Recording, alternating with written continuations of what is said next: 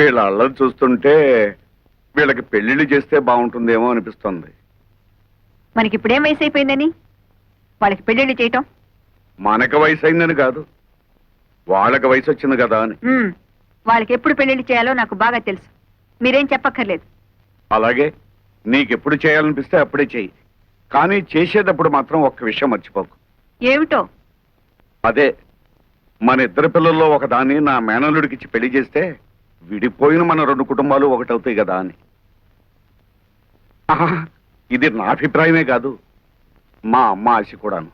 ఓహో, మీరొక కొడుకు, ఆవిడొక తల్లి, మీకో అభిప్రాయం, ఆవిడకొక ఆశ. మీ అభిప్రాయం మీద నమ్మకం, ఆవిడ ఆశ మీద గౌరవం 20 ఏళ్ల క్రితమే పోయాయి. వాళ్ళు నా కూతుళ్ళు, వాళ్ళ బ్రతుకులు మీరు ఆశించినట్టుండవు, నేను కోరుకున్నట్టుంటాయి. అర్థమైందా? అర్థమైంది. ఏదో చెబితే వింటావు కదా అనుకున్నాను, వినవని కూడా నాకు తెలుసు. ఆ దరిద్రాలన్నీ ఇంట్లో పెట్టుకోవద్దు.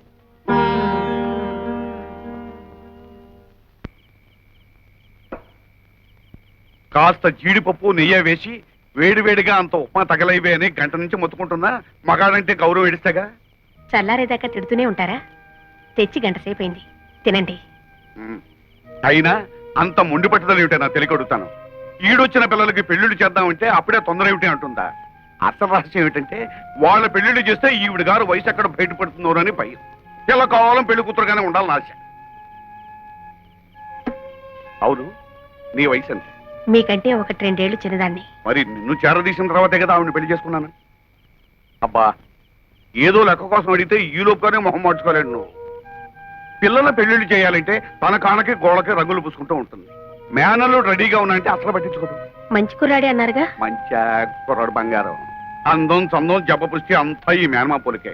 పైగా మా అంచి కరుకు మీద ఉన్నాడు. అయితే కుర్రాడిని ఒకసారి కదిపి చూడకూడదు?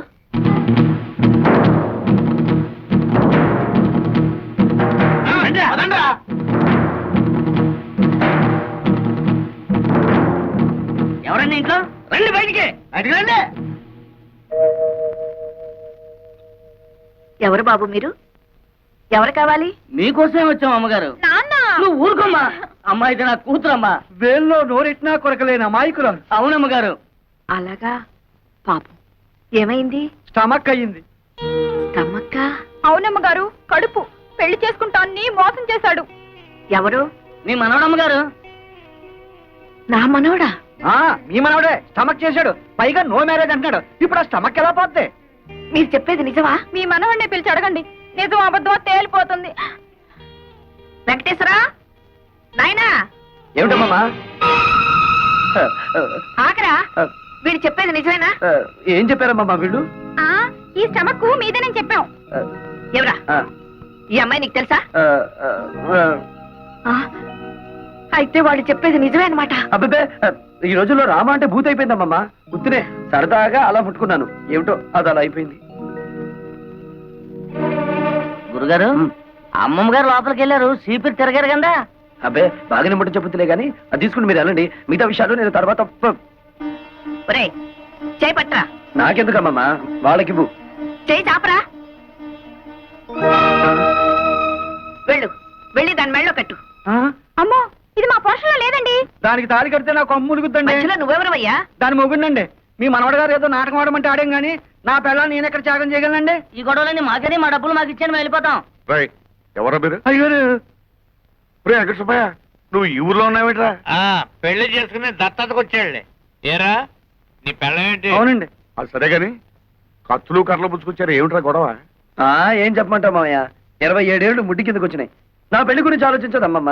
బంగారం లాంటి సంబంధాలు వస్తున్నాయి, కనీసం చూడ్డానికి కూడా రానివ్వడం లేదు వాళ్ళని. ఇలాంటి నాటకాలు నాడితే అమ్మమ్మ అర్థం చేసుకుని పెళ్లి చేస్తుందని ఏదో చిన్న ప్లాన్. ఒరే వెంకన్న, నాకు మాత్రం లేదట్రా నీకు పెళ్లి చెయ్యాలని.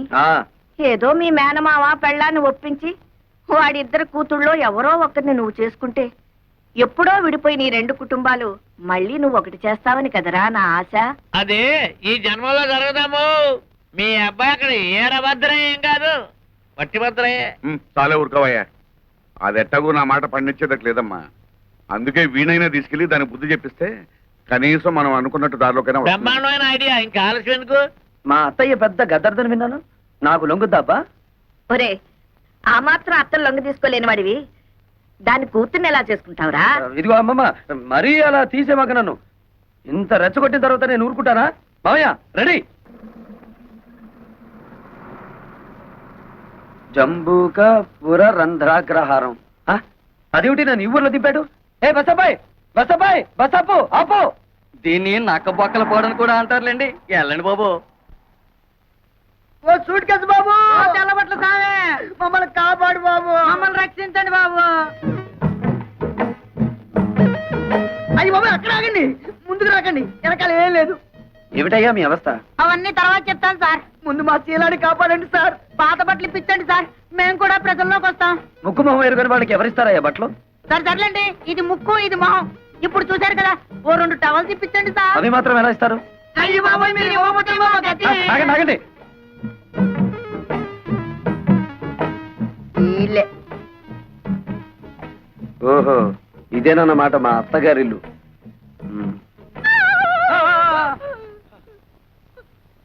సారీ పద బయటికి. ఎంత ధైర్యం నీకు? ఎవరు నెరకుండా సరాసరి గదిలోకి వచ్చేస్తావా? సారీ చెప్పాను కదా. సారీ లేదు గిరి లేదు. బయటకు వెళ్తావా? మెడ పట్టుకుని గంటించబడ్డావా? ఉరక, సారీ చెప్పినా కూడా అర్థం పర్థం లేకుండా మాట్లాడుతున్నావు.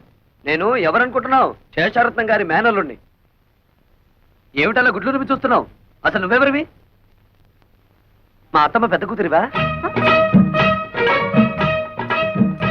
ఏయ్, అత్త లేదు గిత్త లేదు. మర్యాదగా బయటకు వెళ్తావా? పని వాళ్ళు పిలిచి గంటించమంటావా? ఏమిటి గంటిస్తానంటావు? ఇది నా అత్తిల్లు, నేను మేనల్లుండి. అవసరమైతే బెడ్రూమ్ లోకి వెళ్తాను, ఇంకా ఎక్కువగా మాట్లాడేమంటే బాత్రూమ్ లో కూడా వెళ్తాను. త్వరగా పిలు మాతని. భైరవా, ఎక్కడ తెచ్చావు? అమ్మే, జ్ఞానివిడ తెచ్చే. వీడెవడో చూడు, అచ్చోసిన ఆంబోతులా దూసుకుని గదుల్లోకి వచ్చేస్తున్నాడు. ఎవరయ్యా నువ్వు? What is all this non sense? అరే, నాకిద్దరు మరదళ్ళని విన్నాను, ఇక్కడ ముగ్గురున్నారేమిటి? నోర్మయ్, ఆవిడ మా అమ్మ. మీ అమ్మ?